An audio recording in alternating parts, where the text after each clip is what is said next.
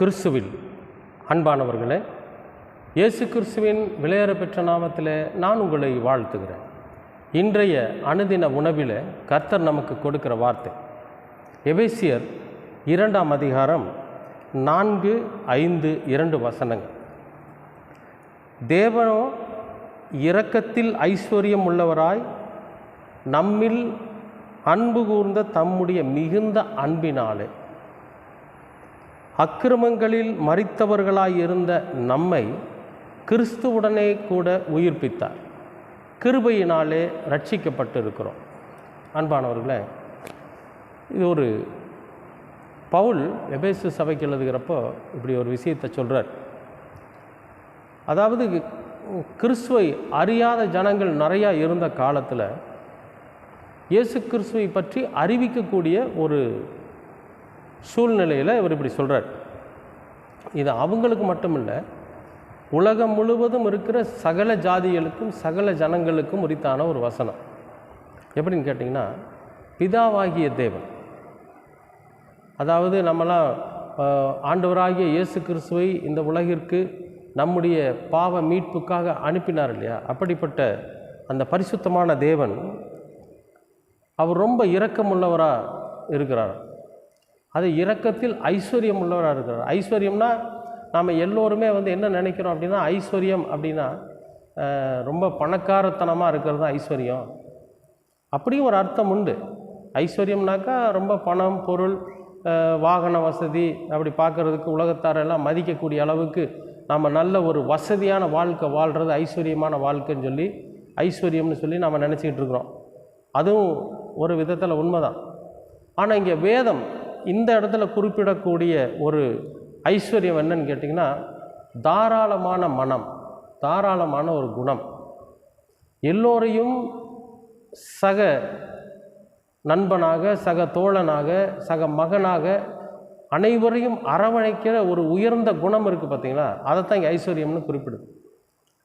அவர் சொல்கிறாரு, தேவனோ இரக்கத்தில் ஐஸ்வர்யம் உள்ளவர். நம் மீது இரக்கம் காட்டுவதற்கு அவர் ரொம்ப தயவுள்ளவராக இருக்கிறாராம், தாராள மனசுள்ளவராக இருக்கிறாராம். எப்படி பாருங்கள், எதுக்காக நம்ம கவலைப்படணும்?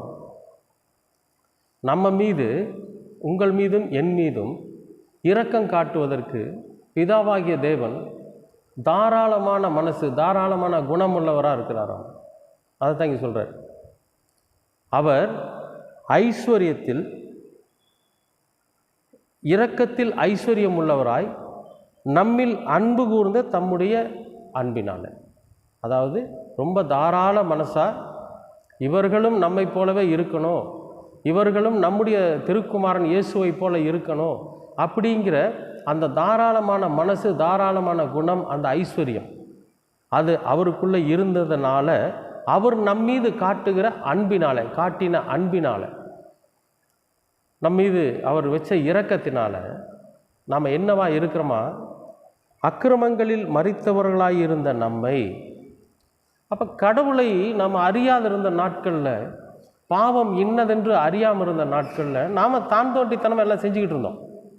எதெல்லாம் பாவம், எதெல்லாம் நல்லது, எது கெட்டது என்று நாம் பகுத்தறியக்கூடிய அறிவு நமக்குள்ளே இல்லாத நாட்களில் நாம் எப்படி இருந்திருக்கிறோன்னு கேட்டிங்கன்னா, அக்கிரமங்களினாலே மரித்தவர்களாக இருந்த, செத்து கிடந்தமா. இந்த உலக பாவத்தில், உலக அக்கிரமத்தில், உலக மீறுதல்களில் நாம் செத்து போய் கிடந்தோமா. செத்து கிடந்தோன்னா உயிர் போயிடுச்சுன்னு இல்லை, ஒரு புதிய ஒரு ஒரு ஒரு உணர்வு, ஒரு மறுமலர்ச்சி, ஒரு புதிய மலர்ச்சி நமக்குள்ளே இல்லை. ஏதோ வர்றோம், போகிறோம், சாப்பிட்றோம், அந்த தப்பை செய்கிறோம், அந்த தப்புனால் நம்ம ஒரு அக்கிரமத்தை செய்கிறோம், அந்த அக்கிரமத்தினால் வரக்கூடிய சிற்றின்பத்தை அனுபவித்து அன்னைக்கு பொழுதை போக்கிடுறோம். அடுத்த நாள் மறுபடியும் மீண்டும் அதே மாதிரி தவறுகளை செய்வதற்காக நாம் புறப்பட்டு போனோம்.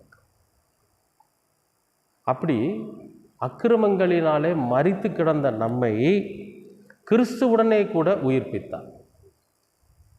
அப்போ நமக்கு கிறிஸ்து என்கிற அந்த மகத்துவமான ஒரு பரிசுத்த வார்த்தையை கொண்டு நமக்கு அறிவுரைகளை சொல்லி நம்ம அந்த மாதிரியான அக்கிரமங்களில் இருந்து இனிமேல் நாம் என்ன பண்ணக்கூடாது, செய்யக்கூடாது.